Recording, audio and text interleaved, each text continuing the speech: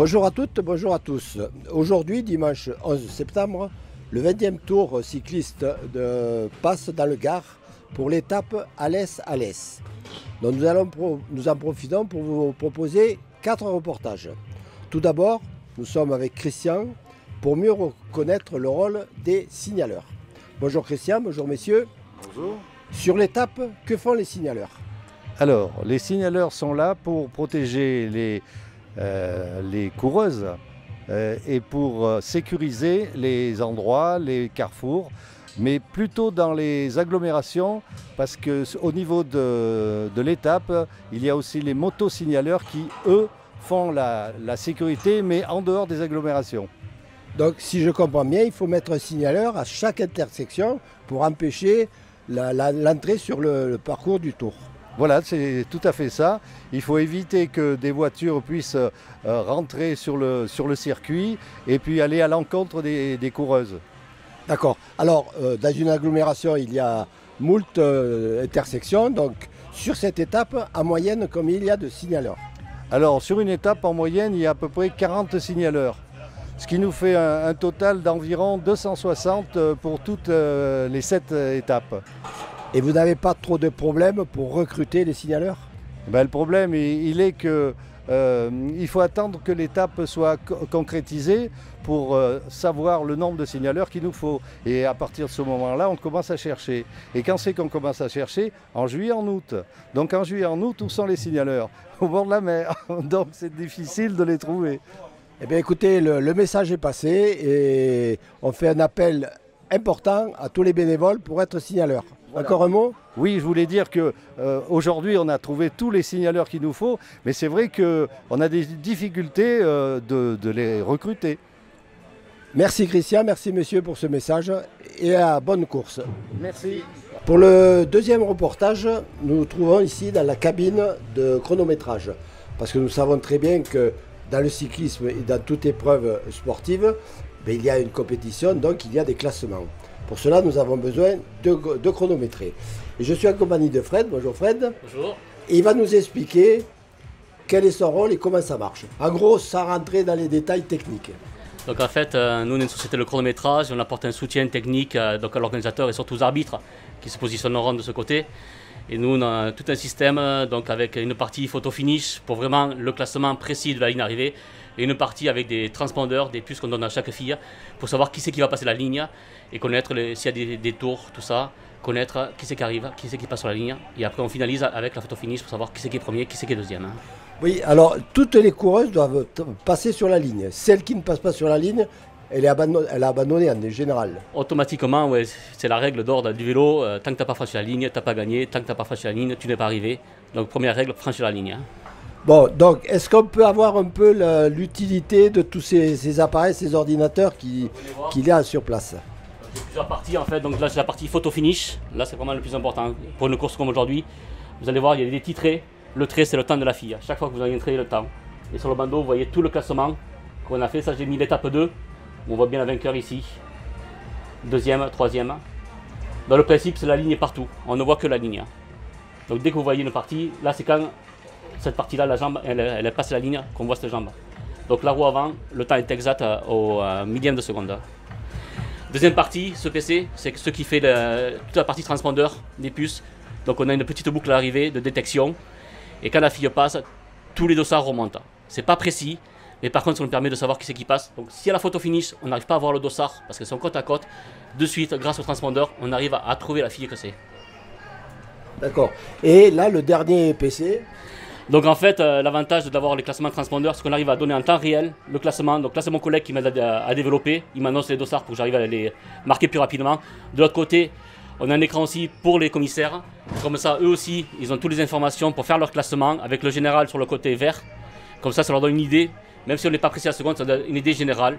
Et ce classement est aussi reproduit pour l'animateur, qui lui permet aussi en direct, quelques secondes après, de donner déjà un top 10, un top 15 aux gens qui se trouvent sur la ligne. Et donc, comme nous l'a signalé Fred tout à l'heure, il y a les arbitres ou les commissaires. Alors, une petite précision, arbitre-commissaire, ils ont la même fonction, sauf les arbitres, c'est au niveau de la Fédération française de cyclisme et le commissaire, c'est au niveau de l'UCI. Comme sur le Tour cycliste féminin international de l'Ardèche fait partie et classé dans l'UCI, c'est pour ça que nous avons des commissaires et des arbitres. Mais écoute, merci Fred, parce que bon, tu as encore un petit moment avant d'être en plein feu de l'action. Oui. Et bonne course. Merci à vous aussi et bon film. Je suis devant la boutique du Tour en compagnie de Claudine et Françoise. Bonjour mesdames. Bonjour.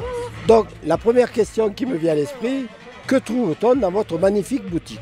Alors nous trouvons tout ce qu'on peut trouver pour les cyclistes, c'est-à-dire des maillots, des visières, des casquettes et après on a différents articles qui sont à l'effigie du club. Donc des mugs, on vend des bouteilles de vin au bénéfice des orphelins des sapeurs-pompiers. À consommer avec modération. À consommer avec modération évidemment, on a du rouge, on a du rosé. Et puis on reverse 1 € par bouteille aux orphelins des sapeurs-pompiers. On a aussi voilà, des bananes, des visières, des chapeaux de soleil par ce temps. On vend les petites plaquettes du TCFIA. On a cette année particulièrement, on a le livre de l'Ardéchoise qu'on vend, écrit par Gérard Missler. Donc c'est pareil, il nous reverse une petite participation au bénéfice du club qu'on veut bien. Voilà. D'accord. Et à l'occasion du 20e anniversaire du Tour cycliste français international, est-ce que vous avez une particularité? Voilà, nous avons nos nounours qui ont un petit maillot marqué 20 ans TCFIA que nous vendons voilà, au profit de l'association. Voilà. Nous espérons que la vente est quand même assez appréciable puisque ça va pour le fonctionnement du club. Tout à fait, comme le club a peu de budget, donc nous on essaie d'améliorer un peu le budget du club. Voilà. Écoutez, on vous souhaite une bonne journée. Merci. Et puis à demain. À demain. Au revoir. Bonne journée à vous. Merci. Lors de notre déplacement autour du village du Tour, je suis tombé devant un stand des Dutch S. J'ai la chance d'avoir la présidente de cette association qui va nous dire quelques mots sur précisément cette association.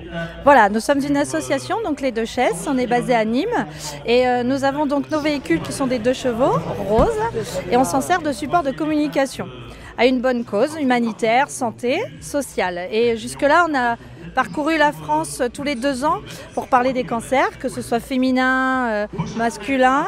Et l'année prochaine, cette fois-ci, on va faire un road trip pour les enfants qui ont eu un cancer et on les emmène dans nos voitures. On va donc pouvoir aborder le sujet des cancers pédiatriques, mais en plus offrir un moment, une parenthèse un peu plus sympathique à ces enfants qui ont subi quand même quelque chose d'assez traumatisant. Donc ça, ce sera en 2023. Et est-ce que c'est la première fois que vous êtes sur le Tour cycliste? Non, c'est la 4e fois que nous venons ici et on est toujours ravis d'être sur ce tour. C'est vraiment super bien d'avoir cette course internationale féminine et de pouvoir être accueillis dans de bonnes conditions, parler des associations et surtout d'être tous ensemble les associations sur une thématique différente, mais d'être tous ensemble, c'est vraiment une belle opportunité. Donc on est ravis d'être là. Eh bien écoutez, merci pour cette initiative et puis bonne course. Merci, vous aussi. Nous sommes actuellement dans le car régie de Rodeo Prod. Qui est Rodeo Prod? C'est le partenaire très important de TCFIA. Je suis en présence de Clément, qui est président de cette association et le directeur, un peu le responsable de l'opération. Donc ma première question, quel est l'effectif actuel sur site? Alors sur le site, on est une dizaine de personnes aujourd'hui pour couvrir l'étape. Donc l'objectif du week-end et de ces 2 dernières étapes, ça va être de les filmer et de les retransmettre en direct. Donc techniquement, c'est quelque chose d'assez difficile et d'assez nouveau puisqu'on utilise les réseaux 4G pour réceptionner l'image de 2 caméras qui sont sur des motos, pour les réceptionner ici dans la régie. Ici, vous êtes au poste du réalisateur, donc on a des caméras, donc les fameuses caméras 4G, mais aussi des caméras qui sont ici sur site à l'arrivée. Et donc on compile tout ça et on envoie un final qui est à destination de vos réseaux sociaux sur Facebook et sur YouTube. Alors, quand on regarde le matériel, on est dans un studio de télévision. Oui, alors c'est vrai qu'il y a beaucoup de matériel. Alors vous voyez là c'est un petit peu le hasard, on en a mis un petit peu de partout, là il y a des ordinateurs, des tablettes un petit peu dans tous les sens.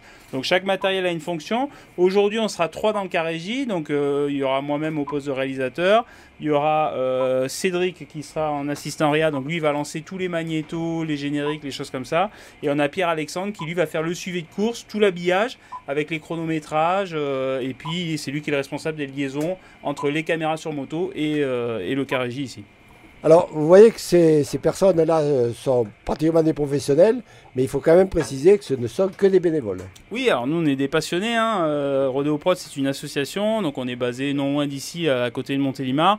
Donc on est toute une équipe, on est une trentaine dans l'association, et donc on fait ça pour s'éclater, pour s'amuser et relever de nouveaux défis. Et là c'est un défi de taille ce week-end. Écoutez, je vais vous laisser vous amuser, et puis bon reportage et bonne journée. Merci, et Merci. bonne course à tout le monde. Merci à vous. Maintenant, nous allons nous intéresser à l'équipe qui prépare les lignes d'arrivée et de départ pour la course cycliste.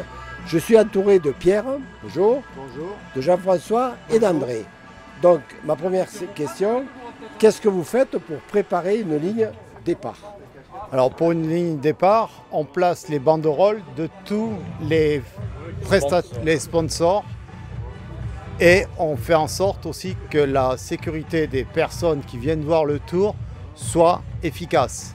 Ensuite, on attend le départ. Une fois que les jeunes filles sont sur la ligne de départ, on tient une rubalise qui sépare le peloton des maillots distinctifs, puisque les maillots distinctifs sont devant le peloton d'1 mètre.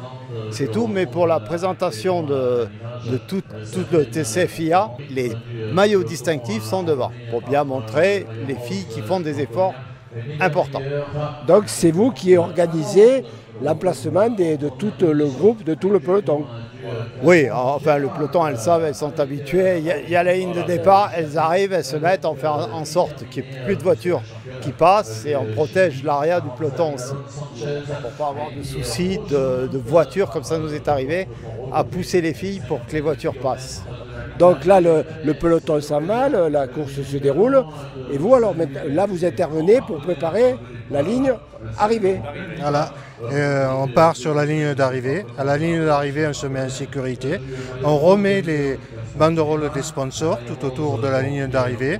On aide le camion de la photo finish pour le départ. Et on continue après la sécurité le long de la ligne. On place aussi les photographes à l'arrière de la course pour qu'ils soient beaucoup en sécurité. Et nous veillons au maximum à la sécurité de tous les coureurs pour que tout se passe le mieux. Voilà. Et combien vous êtes dans l'équipe pour faire toute cette préparation? On est entre 6 et 8. Le mieux, ça serait 8, mais souvent on n'est que 6. Voilà. Et je me suis laissé dire que vous donniez aussi un coup de main à Roland. C'est la personne qui met en place le portique. Voilà, pour soulever son portique qui est quand même assez lourd, il faut au moins minimum 4 personnes. Et de temps en temps, on essaie quand on n'est pas loin, comme on est près de la ligne d'arrivée ou de la ligne de départ. Quand il la met, il nous appelle et on vient à 4 ou 5 lui donner un coup de main pour la mettre en place. Donc c'est grâce à votre équipe que le départ d'une course est formidable et que l'arrivée encore plus. Voilà. Oui, on peut dire ça comme ça. Eh bien écoutez, je vais vous laisser vous préparer pour la ligne de départ et on verra comment ça se passe. Merci messieurs. Merci. Pour terminer nos reportages de la journée, nous sommes devant le poste de secours de la ligne d'arrivée des pompiers. Donc je suis entouré des pompiers qui suivent le tour, notamment de Christophe qui va vous dire quelques mots, et le docteur Fanny qui suit le tour, accompagné de l'infirmière Martine. Donc je commence par Christophe.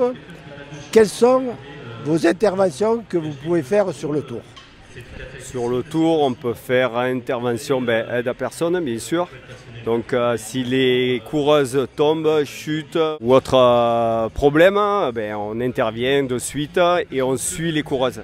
On suit les coureuses de près, comme ça, s'il y a une intervention à faire, on est de suite. Rassurez-moi, il n'y a pas la grande échelle qui suit le tour.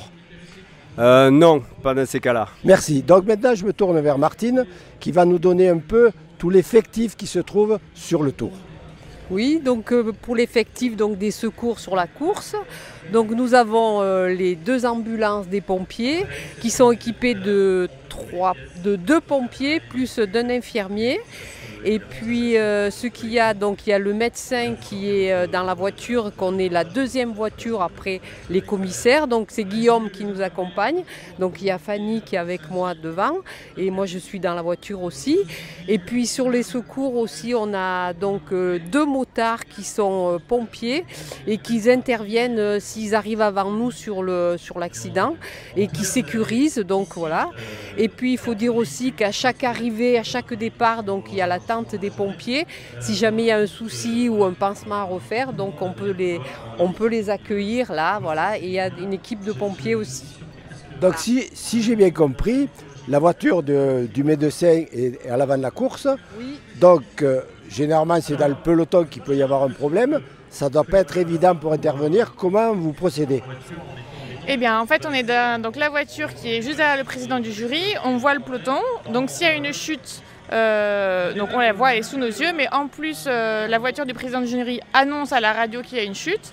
Dans ces cas-là, Guillaume, il nous gare à peu près où il peut, surtout, parce qu'il y a tout le reste qui arrive derrière. Et avec Martine, on intervient au plus vite voir la coureuse. On fait un bilan très rapide pour savoir si c'est très grave ou pas. Si c'est très grave, on s'organise avec les pompiers pour un rapatriement à l'hôpital ou quoi que ce soit. Si on peut, les filles veulent souvent continuer la course, donc si on peut, on essaie juste de temporiser, être sûr qu'il n'y a rien de grave et elles repartent. Et dans ce cas-là, dans un second temps, à l'arrivée, on retourne voir les coureuses qui se sont blessées et là, on procède aux soins un peu plus globaux, quoi. Et une question importante, avez-vous eu beaucoup d'interventions pendant ces 5 premières étapes ? Eh bien, heureusement, non. On a eu des petites chutes, mais rien de grave.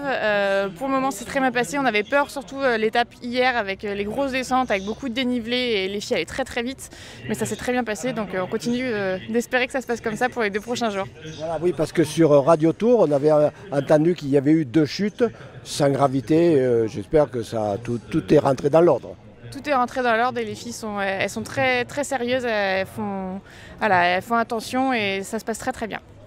Bon, donc ce qu'on peut vous souhaiter, c'est que vous soyez au chômage jusqu'à la fin du tour. Tout à fait. Bon. Merci de votre intervention et puis bonne course. Merci bien.